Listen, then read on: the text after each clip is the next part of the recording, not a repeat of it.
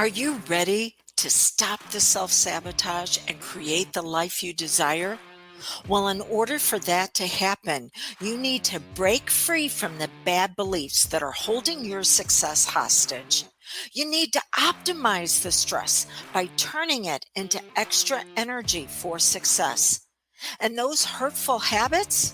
Well, we need to give that pain a purpose for progress.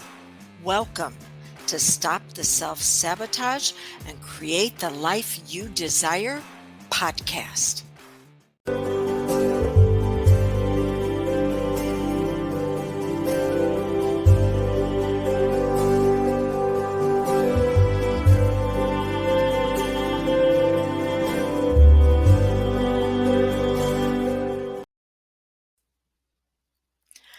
Do you feel at times that you might be socially allergic to others? Heard that term just not too long ago, and I'm like, that's brilliant. Because you feel like if you get around them, you might break out in a bad case of sabotage. Well, you'd be right. Even with those that are the closest to you. Latest studies say that the 5 people that we spend the most time with that we would consider close to us. So the friends, the partners, maybe the family members, over 61% of the time, they will be sabotaging us. Say what? The very people that we rely on, that are the closest to us, without even realizing it, are going to be the very ones that do not want us to move forward. And it's not enough that we're doing it to ourselves, but now we've got to add them into it. So, welcome to Lessons Learned, Usually the Hard Way, where I'm sharing with you that these are the people that will predict your future success. Now, it used to be, look at those closest to you and we can tell where you're going to be in 5 years. How about just over the next year? Let's look at that. Let's make it a little bit closer to home.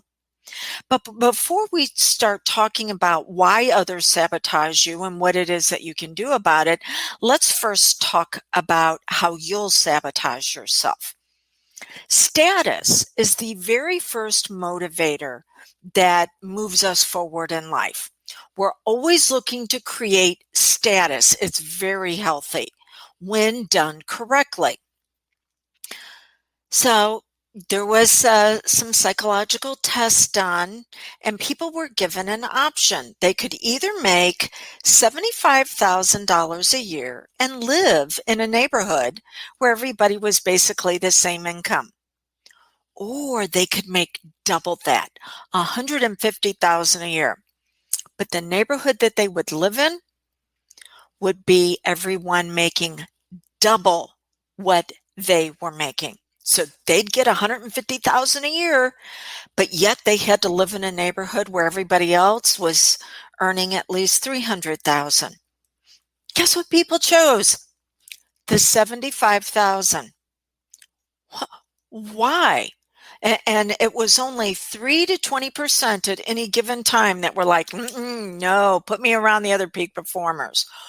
Why would people dumb themselves down like that? Because of status.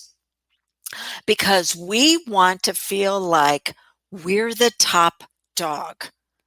Well, you can be the top dog, but if it's in a pack that's not doing anything, well, you're not going to be able to lead them anywhere. So be thinking about that as far as beginning to realize the different areas where you've chosen less than your potential because it gave you the status to be towards the top. And why is this so important for us? Because our friends happen to be a symptom of our identity. That's right. You will pick friends that will mirror back Your self-confidence, this is the actions that you take. Your self-esteem, this is the feelings that you have about what you're able to accomplish. And your self-worth, the value that you will place upon yourself. Your friends are simply symptoms of that. And for some of us, maybe we've had friends for quite a while, and they are indicative of who we used to be, not where we're going. Well, that doesn't mean that they can't go along with you, but will they grow with you? It's not that they can't go with you.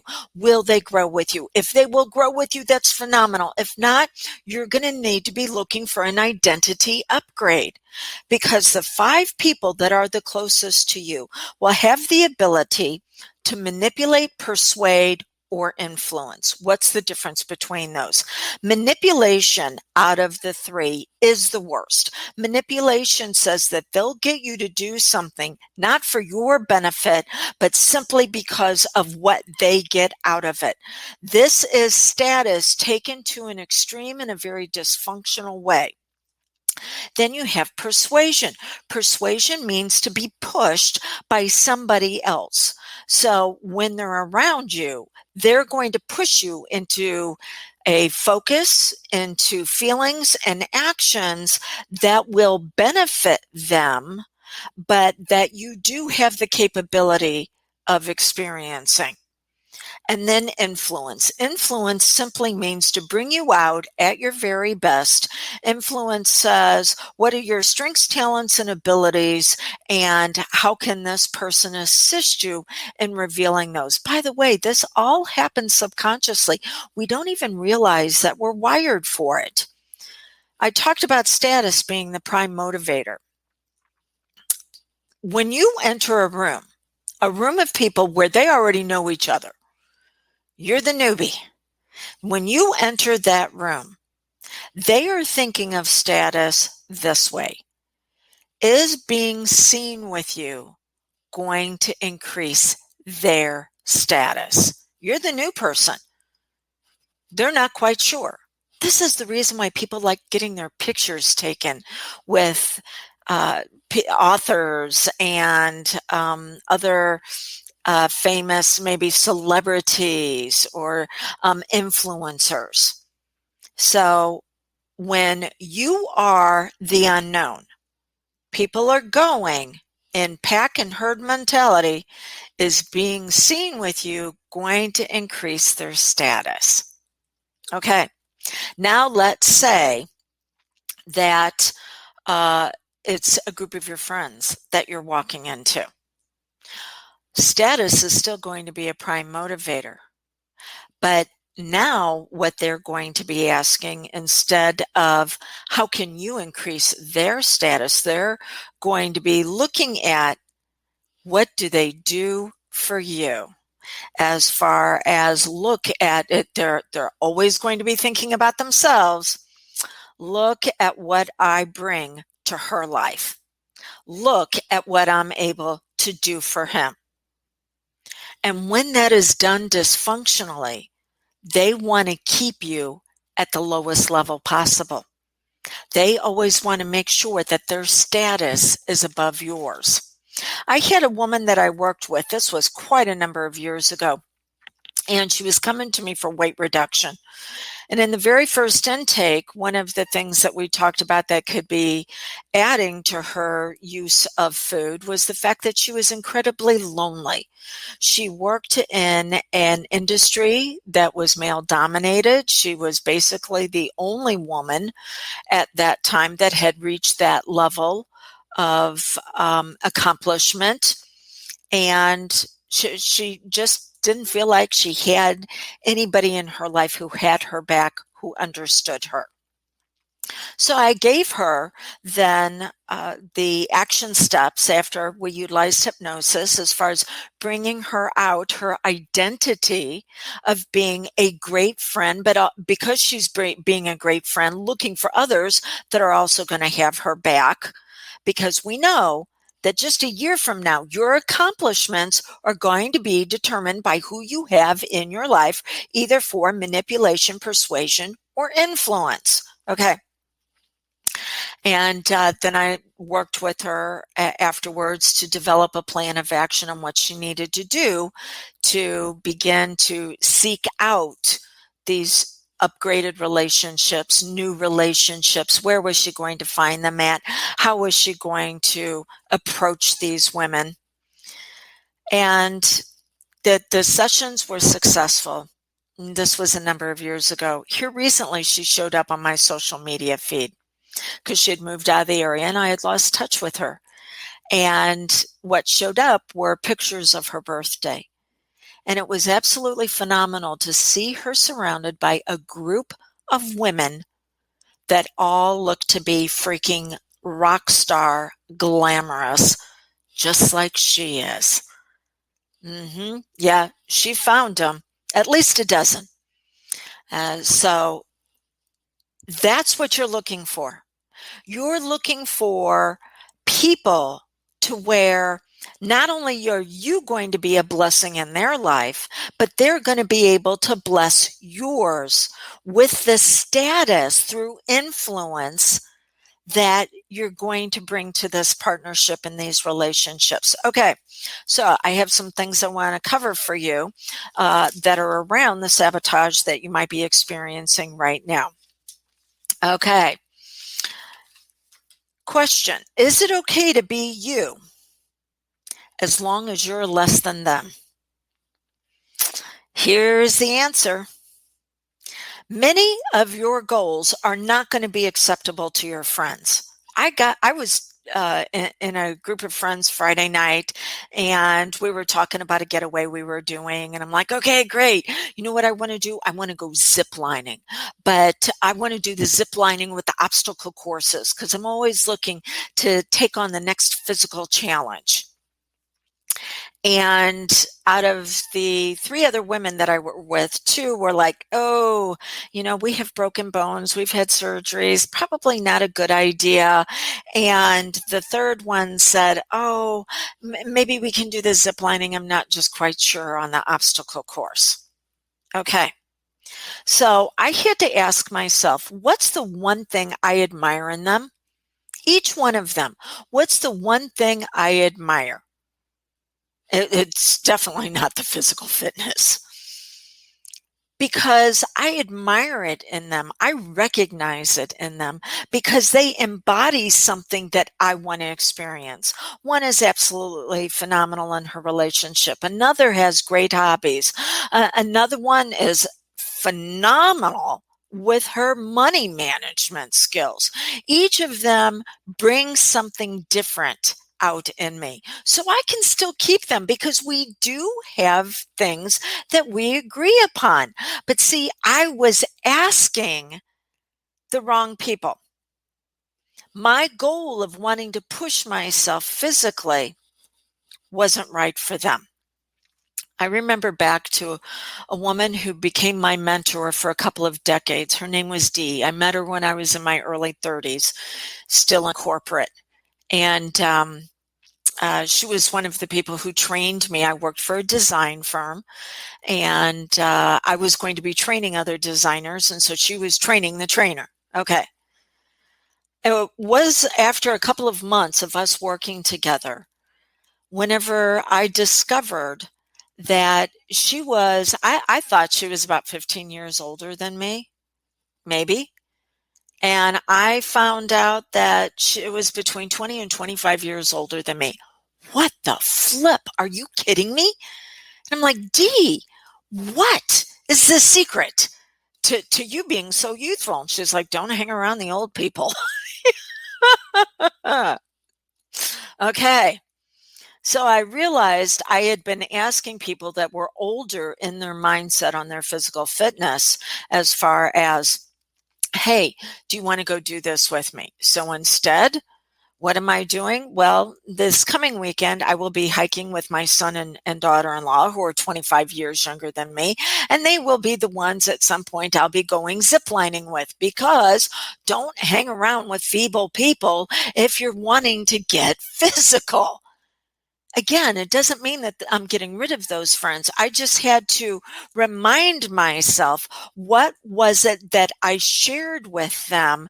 And that is how we can continue to move forward, because your friends will not support you when you're going for a goal that is going to be greater than they are. They're going to tell you no. They're going to tell you, are you crazy? What are you thinking? It's not a good idea. And that's okay if that's a value that you don't necessarily need to share with them. Okay, which moves us on to the second question. Is it okay to be in competition with your friends? Answer, you're flipping wired for it. Oh my gosh. Just think about what had to happen for the egg that part of you was, for the sperm to beat out all the others, to be able for you to be created. It had to beat out everyone else. There are going to be times when you're going to be up against others. Maybe it's going to be in corporate. There's two of you that are going to be up for the same position. Maybe it's being self-employed and it's going to be you and one of the other people in your industry that maybe you were friends with, and you're going to be both up against each other trying to get a large client. Is it okay to be in competition? Yes, you're wired for it. But who's pushing you? Are you wired for competition for someone else to be less than you, or are you wired for competition to be better than who you were yesterday? You need to be pushing you. Remember how I shared at the very beginning. Okay, you've been given a choice. You've $75,000 and you can get that per year. You have to live in a community though of everybody else making $75,000, or you can make $150,000, but you'll have to live in a community where everybody else is making at least double what you are making. That's $150,000. And what did most everybody choose? The $75,000, because they don't want their status interrupted, because most people are flipping lazy. They'd rather hang around people less than them and have their status not challenged than to rise up to the expectations that if you're going to continue to stay here, well, you're going to have to raise yourself up. So, who's pushing you? I have had people that I've worked with longer term in my coaching programs. I utilize hypnosis to bring themselves out at their very best, and then we use coaching to make that success sustainable. And I have had them fail me on some of the things that we agreed that they were going to do. And so what did I do the next time we got together? And they're like, I couldn't do it. I'm like, okay, great. I'm raising the bar. And they're like, excuse me? I couldn't even do that before. No, evidently you were bored. So let's give you something to really go after, because people will rise up to your expectations. If I expect you to be a hot mess, it's been psychologically proven I will trigger that in you. Instead, I figure you got to give your pain a purpose, and then you're going to use that purpose as the pedestal or the stepping stone to your next level of success. And I am going to hold you not just accountable, but coachable until we get you to where you need to be. Okay. Next question. And this happened just yesterday with one of my longer term coaching clients. I have a friend who's been very rude to me lately. What do I need to do? Answer, get a new friend. I'm going to be honest with you. They're not respecting you. Every conflict, whether it's a conflict between people, states, countries, it does not matter. Every single conflict is a values conflict. So your friend, supposed friend, values something different than what you value. And you either hang around them because you have shared values and what you're going to trigger in each other about moving into progress, or that supposed friend is going to value you for target practice because everything runs through status. And evidently, they feel that you need to be less than them. Remember, is it okay? The very first question, is it okay to be you? Yeah, as long as you're less than them. So evidently, they feel like you are moving up on the hierarchy, and now they're going to have to push you down. And until you take your rightful place and where they want you to be on their value ladder, they will continue to go after you. But here's where it gets interesting. People can't do to us anything that we haven't already done to ourselves. We don't give them permission to go after us unless we've already gone after ourselves. And once you stop that, once you decide that, it's the old adage, beatings will continue until morale improves. Yeah, how far is that going to take you? You've done the best you could with what you got. All right. So it is time to do better because you're going to have the skill set, you're going to have the emotional optimization, and you're going to have the focus that's going to be better. And then you're going to have the friends in your life that are going to reflect that back to you. And the last question, what should I look for in someone that I'm thinking about a long-term relationship with? How about long-term goal agreement as well as shared values? There's something known as priming the subconscious. And in this area with our relationships, it simply means that when you're in a longer term relationship with someone, you will go after goals that they value, that are going to make them happy, that are going to have them feeling pleased with your effort. Do they have the type of goals that you want to be going after? Because you will do it without even realizing it. It is a subconscious agreement in the relationship to be able to continue to move forward. So, are you socially allergic to others? Could it be the others that you've been surrounding yourself with are having you break out in a very bad case of sabotage?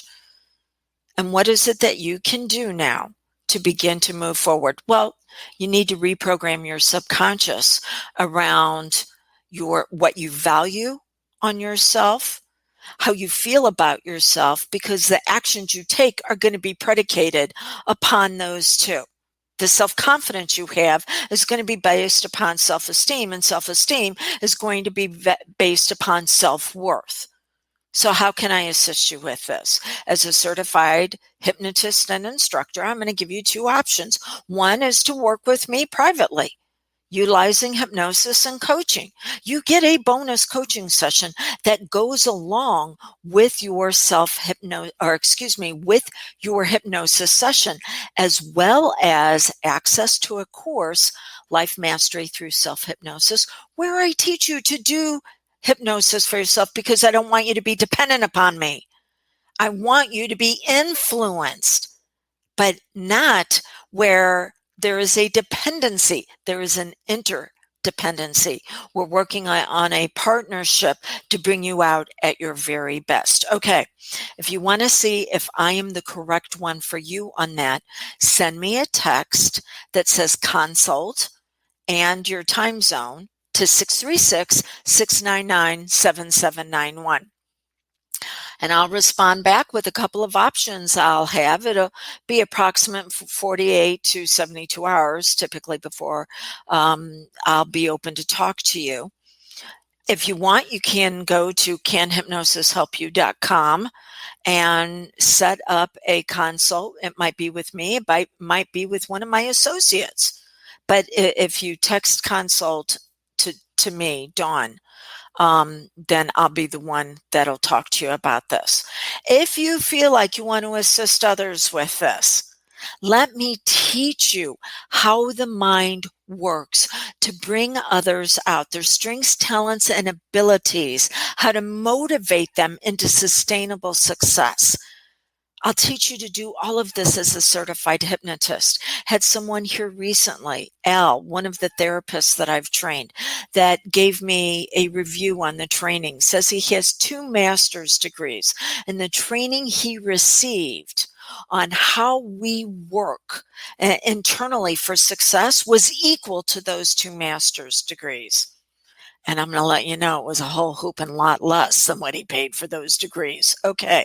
If you think that might be your path, go to isch4u.com. All right. Are you socially allergic to others? Yes, you will be. You'll break out in a case of sabotage.